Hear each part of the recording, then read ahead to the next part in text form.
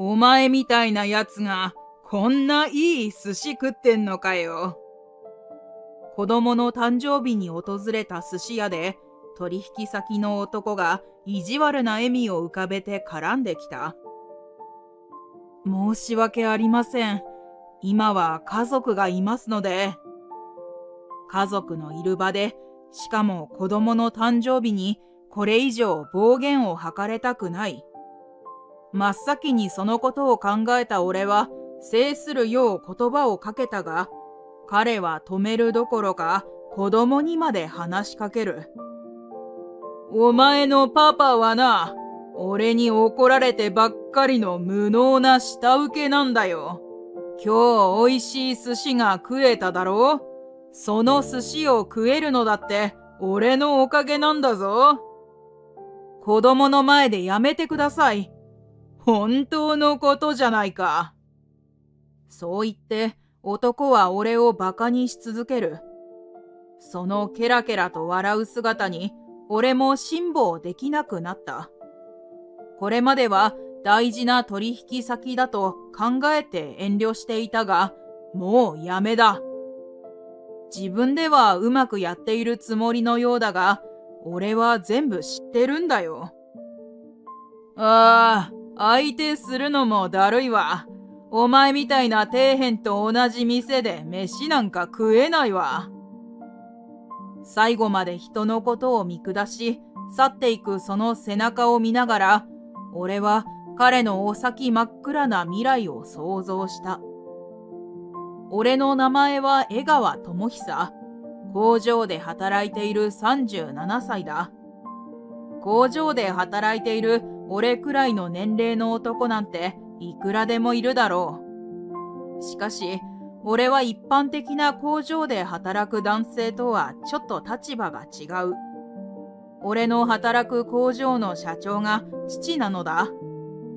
工場は地元に昔からある精密機器の工場で、地元に住んでいる人間であれば誰でも知っている。代々継いできた会社で、俺も親父も長い間地元でこうして工場を稼働させ続けることができていることに誇りを持っている。社長の息子で37歳といえば、普通の社員ではいられないことは誰でも大体予測がつくだろう。俺は従業員をまとめる仕事をしている。みんな、今日も頑張るぞ。従業員も少ないわけではないので、いろんな人間がいる。そして、いろんな人間がいれば、それをまとめるというのも結構一苦労なのだ。みんなの意見を取り入れたり、時にはケアをしたり、従業員への気配りを怠ってはならない立場だ。社長の息子だからって、俺はそんな親父の力に甘えたくない。何より、親父の権力に甘んじていたら、社員だって俺を上司として認めてくれないはず。それに、俺はこの会社で働く従業員たちが好きだし、家族のように思っているからこそ、上司としてできる限りのことをしたい。大変な仕事だが、充実感もかなりある。だからこそ、俺は仕事が好きだし、毎日精を出しているつもりだ。仕事をこなしていたある日、俺は親父に呼び出された。普段あまり親父から社長室に呼び出されるということはない。何かあったのかな？珍しいことだったため、何か大きな問題でもあったのかと考えながら社長室に向かった。社長室の前に来た俺はドアをノックした。社長、入ります。おう、入れ。親父が部屋の中からこう言ったので、俺は社長室に入る。親父、どうした？俺は早速、親父に呼び出した理由を聞いた。急なんだが、来週から俺の知り合いの工場で働け。え？違う会社で？まあ、そこまで長期間というわけではないから。親父が急にそんなことを言うものだから、俺はびっくりして親父に聞き返した。なんで急にそんな話になったんだ？実はな、親父は俺になぜそういう話になったのか大体の理由を話し出す。聞いた内容から今回の話は急なものだったが、俺は納得できる話だったので、親父の言うことを聞くことにした。親父の知人か、ちょっと緊張しちゃうな。俺は社会人になってからずっと親父の工場で働いている。学生時代など別の会社でアルバイトをしていたので、ある程度は社会に揉まれた経験はあると思っているのだが、長い間働いていた会社を離れることに少し不安はあった。親父の知人の会社で働き始めた初日、俺は見慣れない場所で落ち着かず、少しそわそわしていた。お世話になります。俺は会社の社長である親父の知人に挨拶をする。急な話ですまないね。本当に助かるよ。親父の知人は人が良さそうなおじさんだ。怖そうな人だったらどうしようかとも思ったが、優しそうな人で安心した。力になれるように頑張ります。基本的に働くのが好きな俺は、できるだけ親父の知人の力になりたいと思った。申し訳ないが頼むよ。親父から聞いた事情も事情だったし、親父の知人に頼まれ、自分にできることを精一杯しようと覚悟したのだ。挨拶はそこそこに、俺は現場に顔を出しに行く。すると、なんだか男の怒号が聞こえてきた。俺、この前言ったよな。納期を早めろって。何事だ？男の怒号に驚き、何があったのか声がする方に行く。声の元に行くと、スーツを着て偉そうな態度の男性がいた。俺が急にその場に来たことで、スーツを着た男性は俺の方を向いた。なんだお前、今まで見たことない顔だな。新人か？急に声をかけられ驚いたが、聞かれたことに答えようと自分は口を開く。はじめまして、自分は。まあ、新人なんて俺にはどうでもいいわ。とにかく、俺は早くしろって言ってるんだから、早くしろよ。俺のことなんて心の底からどうでもいいというような感じで、言いたいことだけ言ってその場から消えてしまったのだ。何だったんだ？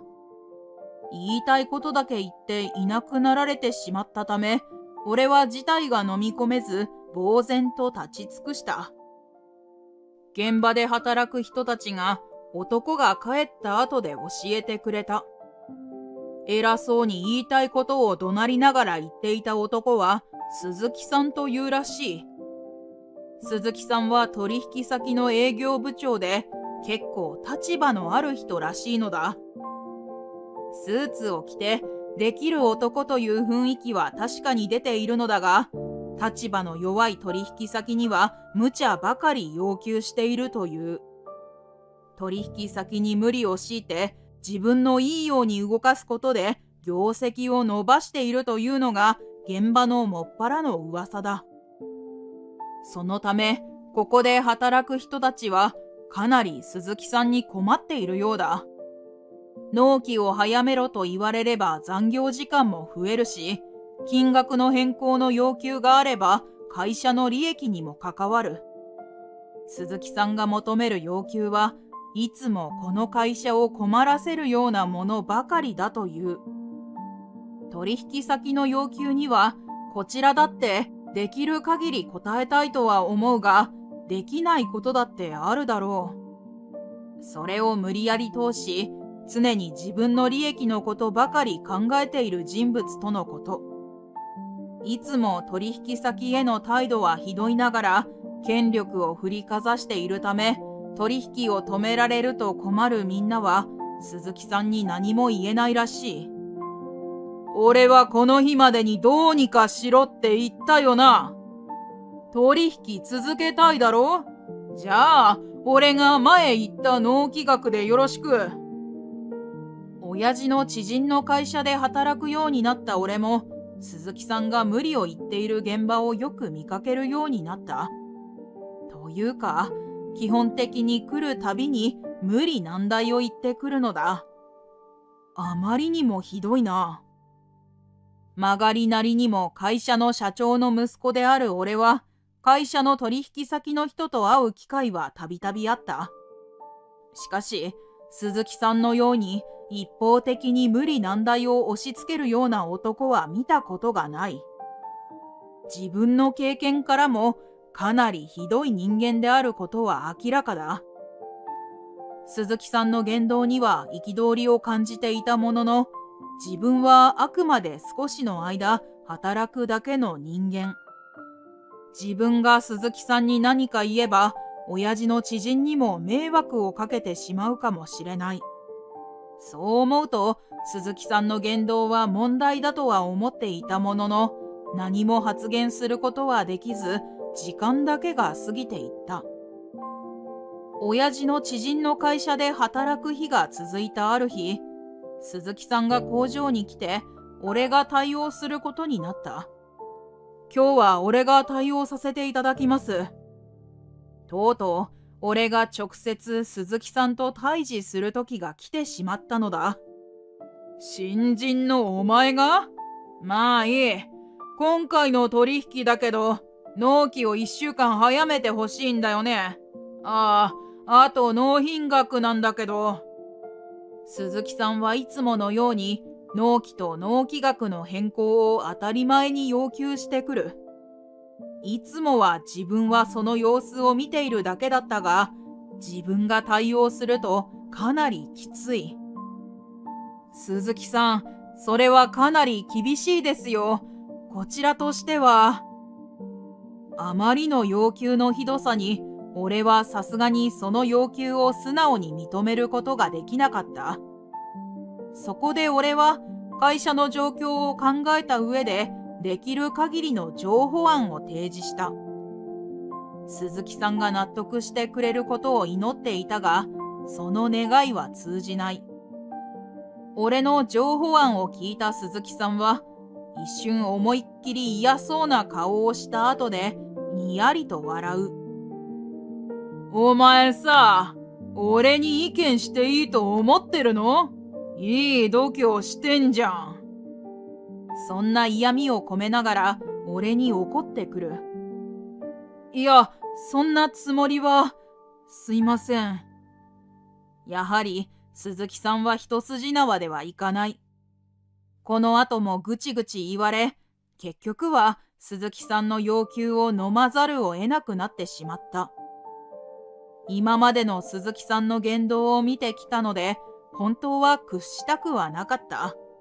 しかし、鈴木さんは立場を使って強行してくるのだ。さすがの俺も鈴木さんのその姿勢に勝つことができなかった。その日は鈴木さんの対応で、いつも以上に疲れた体で家に帰る羽目になってしまった。だが、今日ばかりは家でのんびりというわけにはいかない。俺は家に帰ってすぐ家族を連れて寿司屋に向かった。実は今日は子供の誕生日で、寿司が大好きな子供のために寿司屋で食事をする約束をしていたのだ。せっかくなので美味しい寿司をということになり、予約を取ったのは高級寿司屋だ。子供の誕生日にいい思い出ができればいいなと思いながら、美味しい寿司を子供と妻と楽しんでいた。子供は好物の寿司を美味しそうに食べている。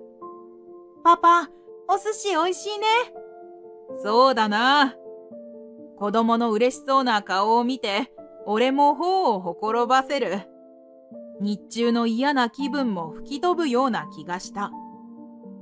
その時、寿司屋の扉が開き、新たな客が入ってきたようだった。何気なくそちらを見ると、見知っている男性が入り口に立っていた。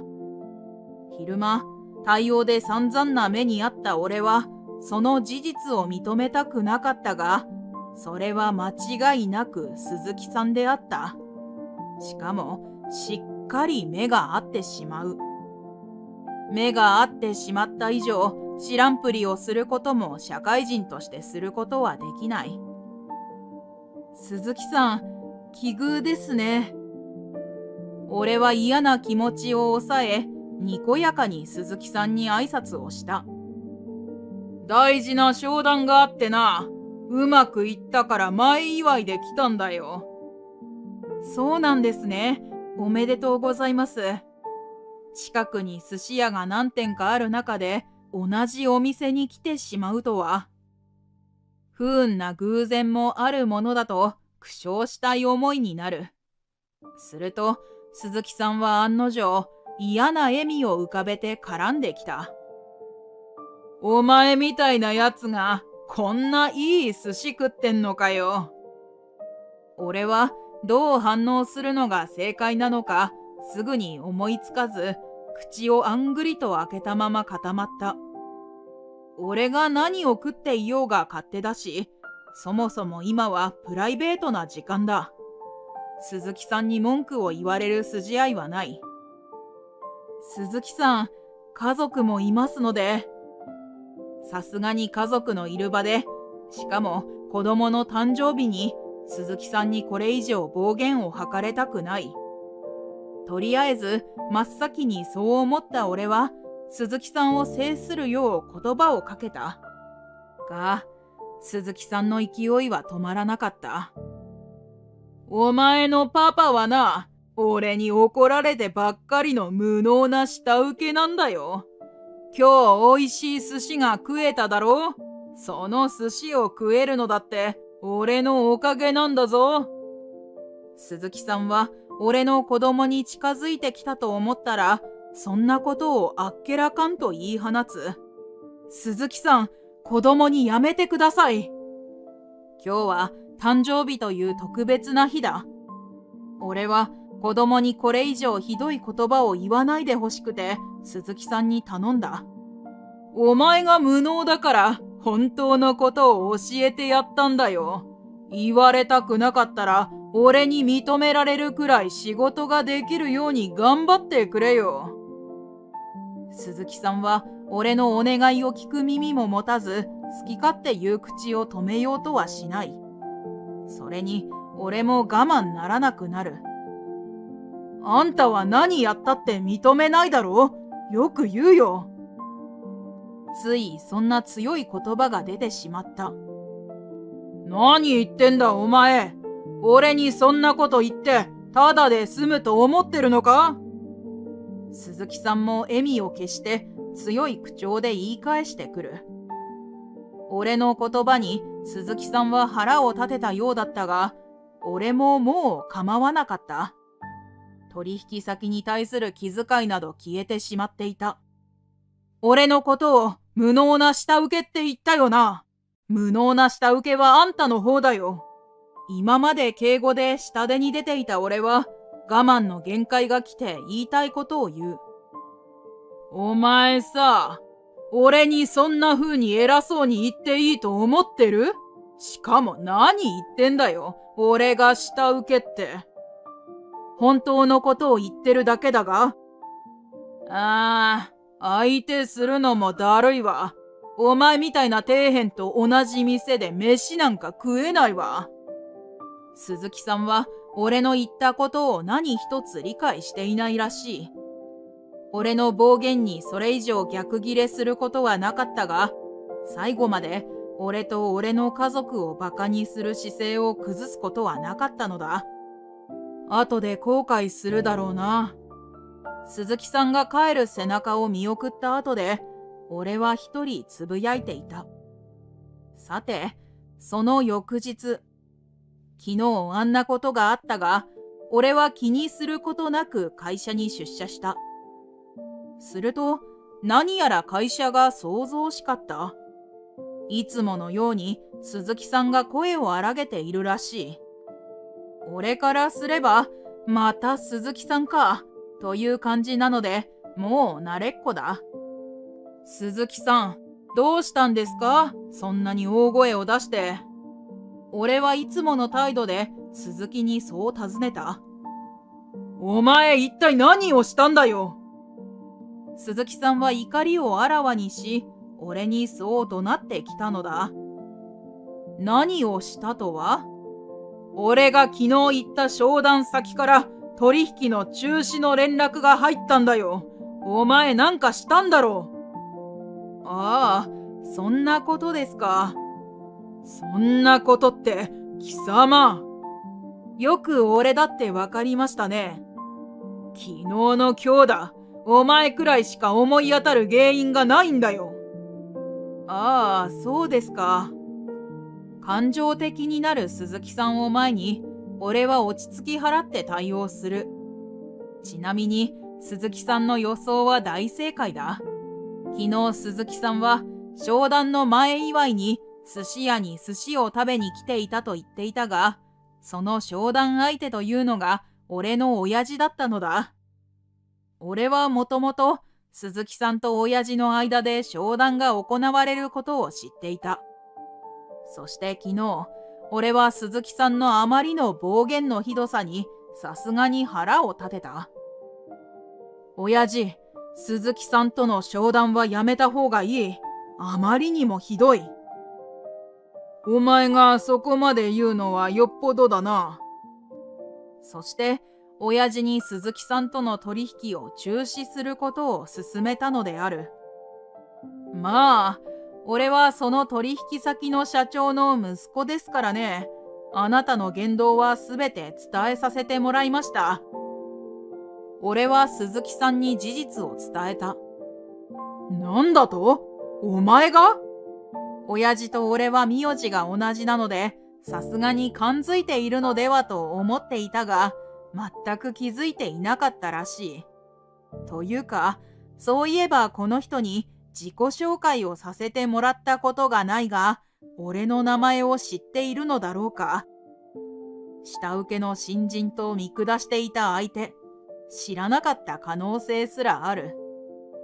これまで俺に散々暴言を吐いていた鈴木さんの顔色が、俺の正体を知り、一瞬で青くなった。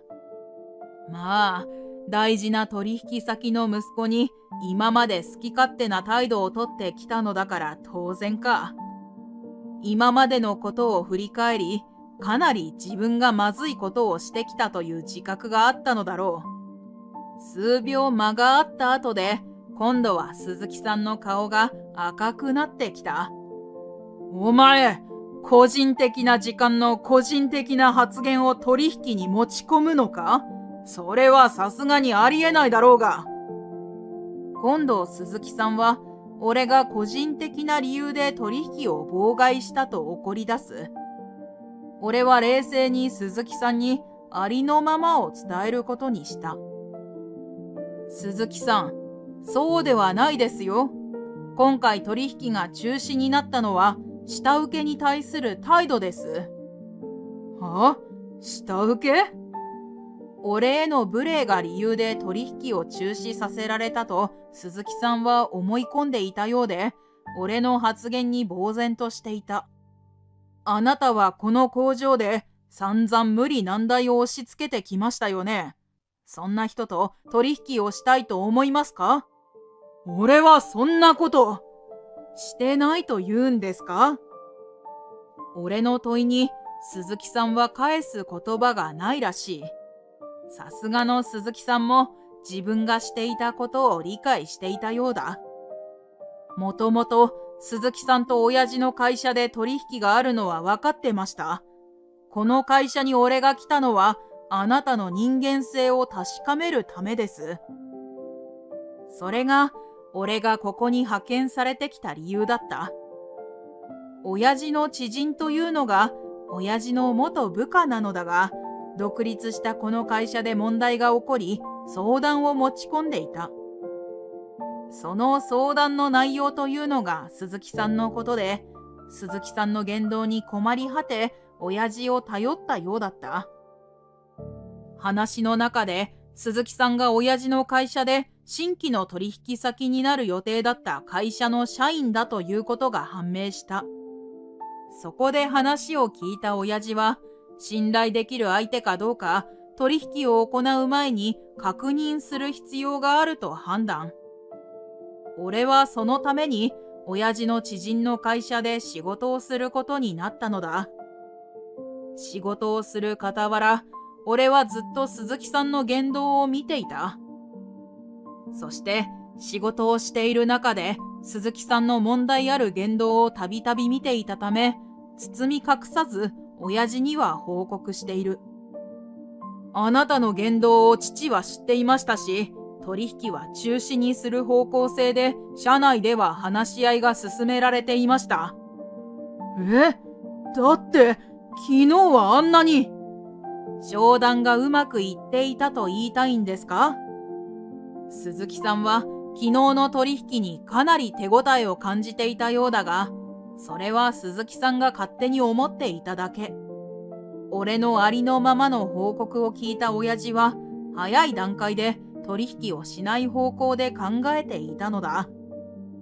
そんな、この取引、くそー。鈴木さんはここに来てようやくうまくいっているのが自分だけだったと気づく。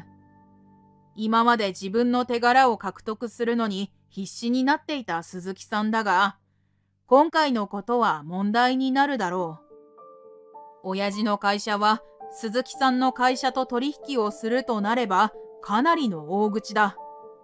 その取引がなくなれば、鈴木さんの会社の上の人間も黙ってはいられない。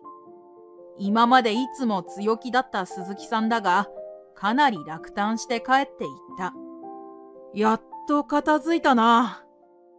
俺の役目は鈴木さんの人間性を調べることだったため、ようやく俺の仕事も終わり、親父の会社に戻ることができる。親父、戻ったぞ。おお、ご苦労さん。助かったよ。親父がねぎらってくれ、ようやく俺の普段の生活が戻ってきた。しばらく経ってから、俺は鈴木さんに関する噂を聞くことになる。鈴木さんは、親父の会社との大口の契約を逃したことが問題になったそうだが、それだけで終わらなかった。親父の知人の会社でもそうだったが、自分の要求を無理やり通すなど、やり方がかなり強引だった。そのやり方が問題になり、業界の中でもその話がかなり広がってしまったのだ。その結果、鈴木さん本人だけではなく、鈴木さんの会社の信用問題にもなってしまった。鈴木さんの勤める会社は、そのことから鈴木さんを解雇。下請け工場にも姿を現さなくなったようだ。親父の知人の会社でも好き勝手していた鈴木さんには多くの従業員が頭を抱えていた。鈴木さんが解雇になったことにより、それから解放され、今まで鈴木さんに苦しめられてきた人たちはかなり喜んでいるという。鈴木さんの解雇の噂を聞いた数日後に、鈴木さんの会社の社長が親父のもとに謝罪に来た。この度は鈴木がご迷惑をおかけし、大変申し訳ございませんでした。そう謝罪をし、あの騒動の後の鈴木さんのことを教えてくれた。自分は会社のために結果を出そうと努力をしてきました。自分は間違ったことをしていません。社長の話によると、問い詰めた社長に対し、鈴木さんはそう言ったらしい。鈴木さん。ここまで問題になっているのに、悪いと思っていないことに俺は驚く。会社のために頑張るのは悪いことではない。しかし、やり方というものがある。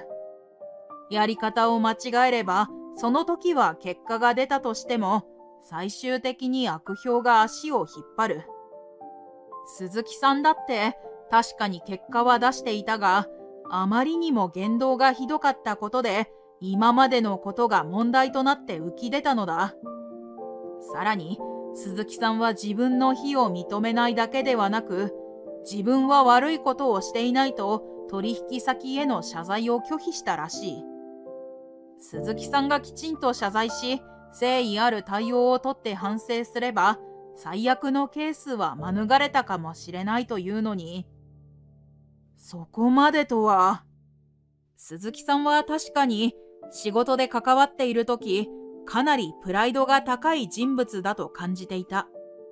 しかし、ここまで問題になっても謝罪を拒否するとは思わなかった。噂で聞いた通り、鈴木さんの解雇の話は事実だったようだ。どうかもう一度商談の場を設けていただけませんでしょうか。あの出来事があった後ですぐには受け入れることができません。鈴木さんの会社自体が悪いというわけではないものの、父はその願いは聞けないと断った。鈴木さんのような社員をはびこらせたその会社の体制にも問題があるのではないかと考えてのことだ。そうして商談自体、まずは一回完全な白紙に戻すという流れになった。鈴木さんの会社側としては商談を進めたかったとは思うが、鈴木さんのことがあったため仕方がないと受け入れてくれた。鈴木さんみたいなことをすれば最終的に何一つ得られない。筋をしっかり通して仕事をしろよ。わかってるよ。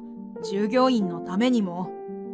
鈴木さんのことで筋を通さない仕事をしていればどうなるか嫌というほどわかった。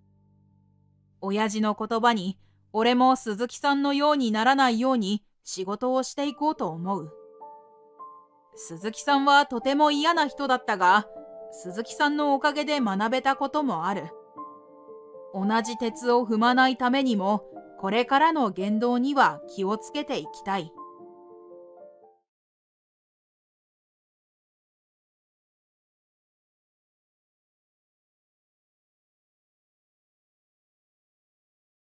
お宅との契約を今月いっぱいで打ち切らせてもらう。書類は送らせてもらうからサインして送り返してくれ。5億もの大型契約を結んでいる企業の社長から突然かかってきた電話に私は耳を疑った。立ちが悪い冗談かと思ったが、当然そんなわけはない。お宅の製品より安くていいのが見つかったんで、そちらとの契約に切り替えさせてもらうよ。あんたが自分の会社の製品を過剰評価しているだけで、あんなのどこにでもある。自社製品の優秀さや価格の理由を何度も説明していたが、全く聞いてくれていなかったらしい。考えを改めるよう説得もしてみたが、帰ってきたのはこちらを罵る笑い声だった。そこまでの態度を取られて引き止めてやる義理はない。わかりました。サインをさせていただきます。ああ、それじゃあよろしく頼むよ。この社長が見舞われるであろう近い将来の苦難を想像しながら、私は彼の調書を聞いていた。私の名前は安田康平。中堅のメーカー企業で社員として忙しく働く毎日である。昨年、新規開拓先の大手企業へコツコツと通い続け、大きな契約を取ってくることができた。そこの社長は私のことを気に入ってくださり、以来良い関係が続いている。その担当営業から連絡があったのは、忙しい日々が続き、社長とのコンタクトを取れずにいた時期のことだった。そういえば、正式な発表はまだなんですが。仕事の話が一段落し、雑談に移行してすぐ彼はトーンを落としていった。発表って？ここだけの話、うちの社長、近々代替わりするそうなんです。まだお若いのに何かあったんですか？いえ、早期リタイアして海外へ移住するそうです。ここだけの話、息子さんと揉めたらしくて、もう経営には一切関わらないそうです。そうでしたか。では、交代の際にはぜひ挨拶に伺わせてください。わかりました。はっきり予定がわかりましたらご連絡させていただきますね。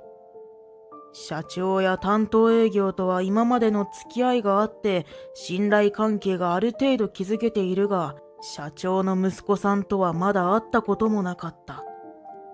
現社長が経営に関わらないとなると、もう一度関係性を築くためにも、ここは慎重に振る舞った方がいいかもしれない。代替わりして契約を切られないようにしなければ、今まで築いた関係性も水の泡だ。雑念を振り払い、担当営業に終始明るく振る舞って電話を切った。後日、社長交代のお知らせと新社長就任式の招待状が届いた。式は大ホールを持つ本社で行われた。会場には数名の同じ営業マンだと思われる人たちも出席していて、私はその中に知っている顔を見つけた。ご無沙汰しております。ああ、安田さん、ご無沙汰しております。彼とは以前にここの本社でよくすれ違っていた。お互い顔見知り程度だったが、ある時昼食に入った満員の飲食店で相席をして仲良くなったのだった。彼は格闘家のような角張った輪郭に大きな体をしているため、とっつきにくいのだろうと思っていたが、話してみると人懐っこく、人の良さがにじみ出てくるような人だ。新社長とはもう挨拶されましたか？今日はまだ。ほら、あっちの方でお話しされてて、僕は前に一度前社長と会談中にお会いしたことがあるんです。私は人混みの方に視線を向けると、遠くの方で彼らしき頭がゆらゆらと見えるだけで顔は見えなかった。少し癖のある方のようです。不意に耳打ちで、どうやら新社長が癖のある人物として有名だと教えてくれた。私は招待状の新社長の自己紹介文をもう一度見返してみた。名前は江原義則さん。前社長とは一文字違いでも経営理念や性格は全く違うらしい。これは僕が仲良くしている本社の社員さんから聞いたんですが、就任の少し前から以前は寄り付きもしなかった社内を巡回しては細かいコストカットをあれこれ言い始めたらしくて頭を抱えてました。社長が新しくなって経費の使い方に厳しくなるのは割によくあることだし、節約の精神は悪いことではない。私はへーっと他人事のように思いながら聞いていた。社内の人員削減や労働条件の見直し、目につく節約はすべてやってやるといった感じです。実は僕にも価格の見直しを言ってきてて困ってるんです。社内のことだけじゃなく取引会社にもですか？それは厄介だなと思った。周囲からの噂を聞く限り、おそらく近くに経営についてのアドバイスをする人間がいないのだろう。もしくはそのアドバイスを聞かず独断で動いている。無知で無作法な行動だ。しばらくして新社長が私たちのもとへ挨拶にやってきた。私は新社長を目の前に警戒しつつ握手を交わした。はじめまして、お父様には大変お世話になっておりました。安田と申します。名刺交換をした直後、吉則さんは挨拶もそこそこに、いきなり我が社の製品について価格交渉を始めたのだ。よく存じ上げていますよ。それよりお宅の製品は価格がどうもちょっとね。わざとらしく顔をしかめて言いにくそうにしている。契約していただいてから特に価格について指摘されたことはなかったのですが、ちょっととはどういう意味ですか？いや、単純にあの製品であの価格は高額じゃないですか？会社名から製品と価格を把握していることはさすがだと思いつつも、我が社の製品を低く評価するような発言にいい気はしなかった。しかし、我が社の製品の良さを私がアピールしてきたのは前社長であって、まだ新社長には良さが伝わっていないに違いない。私は気を取り直して、あの製品がいかに素晴らしいか、我が社の技術でこそあのクオリティが叶うのだというようなことを熱を込めてアピールした。しかし私の熱量とは裏腹に、吉典さんからはどこ吹く風といった感じで、ふーん、へえ、と気のない返事が返ってきた。そうかと思えば、他社の製品と大差ないと言ってのけ、やはりあの価格は間違っている、高すぎると続けるのであった。そのうちに私も吉典さんの打っても響かない態度に疲弊してしまった。今日はお祝いの席ですし、価格を見直すのは私の判断というわけにはいきませんので、一度社に持ち帰り検討いたします。ねちねちと続く文句に対し、そう返してその場を逃れた。ね、一筋縄じゃいかないでしょ。一連の流れをいつの間にか少し離れた場所で眺めていた彼が言った。ええ、人から注目を集めるためのただのパフォーマンスならいいんですが。しかし、その後も何度となく摩擦は起こった。価格を安くしろ、納期を早めろ、上から目線の態度で無理難題を押し付けてくる。社長交代から約1年が経とうとする頃もそれは続いていた。しかし彼の会社との契約は約5億の専属契約で、会社にとって大きい契約なだけに、現場と板挟みになりながらも、なんとか必死で要求に応えていたのだった。そんなある日、吉典社長から電話が入った。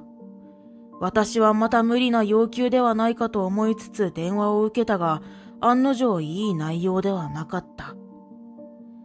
お宅との契約を今月いっぱいで打ち切らせてもらう。書類は送らせてもらうからサインして送り返してくれ。私は耳を疑った。吉典社長の横暴さには慣れてきていたが、こんなにもありえない電話をかけてくるとはいくらなんでもひどすぎる。恐れ入りますが、何かの冗談ですか？いやいや、真面目ですよ。お宅の製品より安価なのを最近知り合った会社が作ってるって聞いたんで偵察に行ったんですわ。そしたら安くていいのが見つかりまして、そちらとの契約に切り替えようと思っています。ちょっと待ってください。弊社との契約は先代の社長から続いている契約ですよね。分かってらっしゃると思いますが、大きな契約ですよ。こんな電話一本で打ち切るなんて、そんな。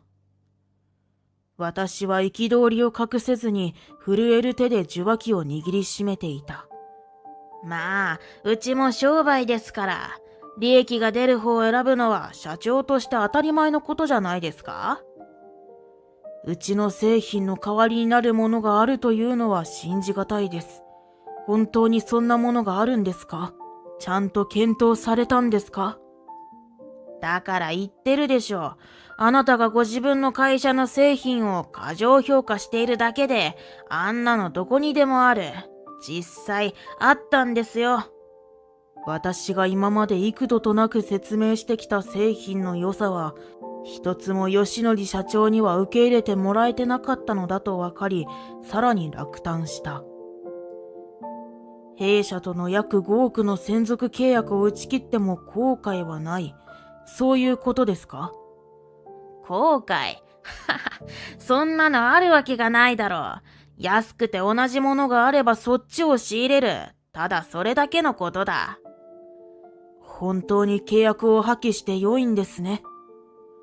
私は最後に尋ね、吉典社長はそれに対して間髪を入れずに答えた。もちろん。じゃ、書類届いたらよろしくね。ガチャンと電話が切れた。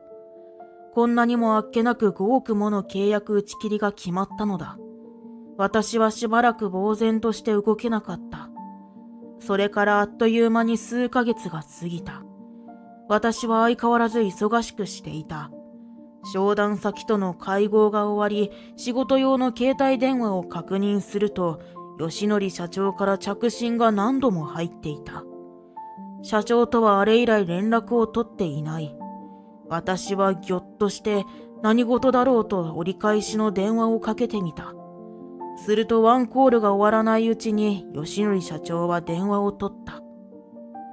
もしもし安田さん、ご無沙汰しております。今お電話大丈夫ですか？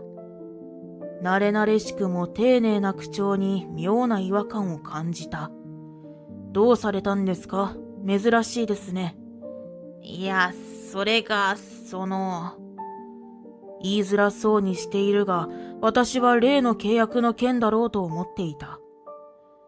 社長とはあの契約解除以来ですね。どうですか？うちのと同じだとおっしゃっていた製品は。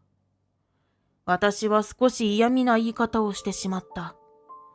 そのことなんだが、もう一度記者の製品をうちに入れてほしいんだ。何かあったんですか？新しく契約した製品は思ったよりクオリティが低くて、顧客からの返品が後を絶たずに困ってるんです。吉典社長から聞くまでもなく、そのことは業界で噂になっていた。あの契約を打ち切った後しばらくして、吉典社長の会社の経営は傾き始めたらしかった。うちの製品の代わりとなるはずだった製品は、海外の安価なもので、全く代わりにはならない代物だったらしい。返品、交換の対応、中には訴訟を起こされて訴えられている案件もあるようで、費用はかさみ、会社の評判は悪くなる一方だ。見込んでいた売り上げを落とし、経営は急速に悪化しているのだろう。いろいろと手は打っているのですが、これ以上売り上げが下がると、どうすることもできなくなってしまいます。どうか再契約をお願いできませんでしょうか。よほど切羽詰まっているのが吉典社長の言葉から伝わってくる。吉典社長、あなたの会社が今どういう状況になっているかは噂で聞いて、なんとなく分かっていますよ。しかし再契約というのは。そこをなんとかお願いしたい、安田さん。先代からの付き合いのよしみでなんとかお願いします。ここへ来て先代の社長のことを持ち出すとは、私は思わずため息をついた。確かに先代とは仲良くさせていただきましたが、あなたとは経営理念も考え方も全く違う方だと存じております。そもそも先代であればあの契約を打ち切るということはなさらなかったと思いますよ。吉典社長は電話の向こうで沈黙した。こうなった以上、自分のしたことが間違っていたと認めざるを得ないのだろう。そもそも、あの製品はうちにしかない技術が必要ですからね。代替えはありえないんですよ。私の会社の製品には特殊な加工技術が採用されている。うちだけの特許技術であるため、他では真似のできない代物で、契約を望む企業は数多くある。だが、生産量の都合などから既存の契約先を優先しているのが現状である。吉典社長との契約解除をきっかけに、そのタガが外れたように、契約を望む会社が我が社に押し寄せていた。じゃあ、あの時そう言ってくださったらよかったのに。妬みがましく言う社長を少し腹立たしく思った。私はあの製品についてあなたに散々説明してきました。だけど社長はいつも上の空という感じでしたよね。私は最後に確認しました。本当に契約破棄して良いですね、と。吉典社長は言葉を発せず小さく舌打ちが聞こえた。私は構わずに続けた。それに、あの製品は大変人気でしてね。吉典社長との契約が切れた途端、みんなどこから情報を聞きつけたのかありがたいことに契約依頼が殺到したんです。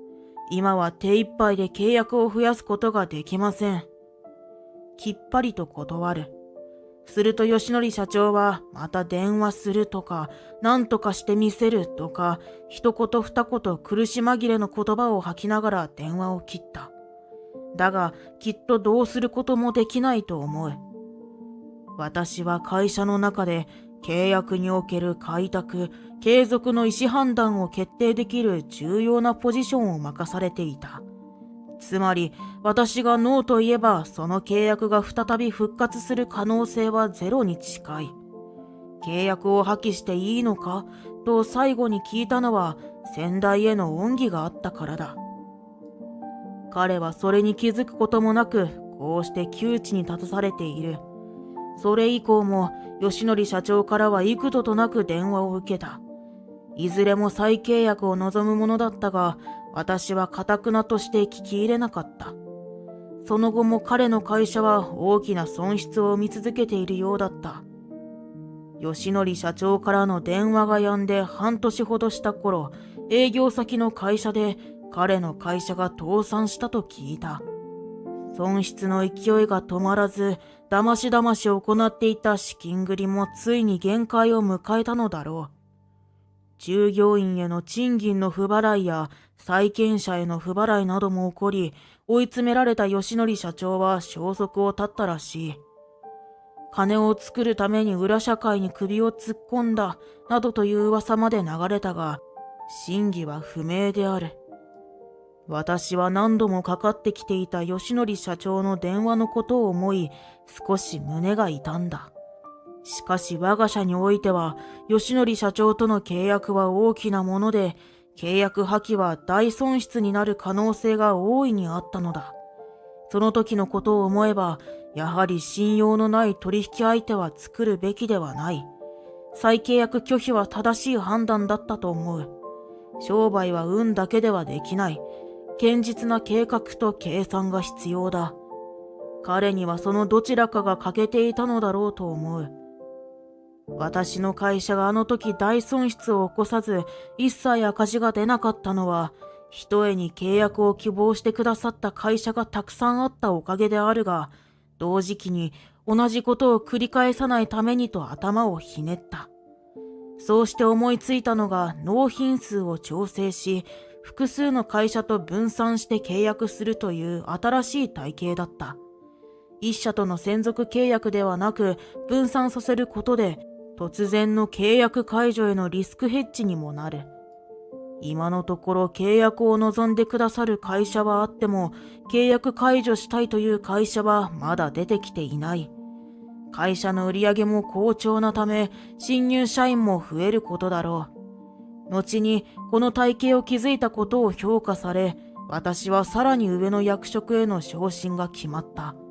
それを受けて我が社をもっともっと発展させたいという思いは強くなっていった。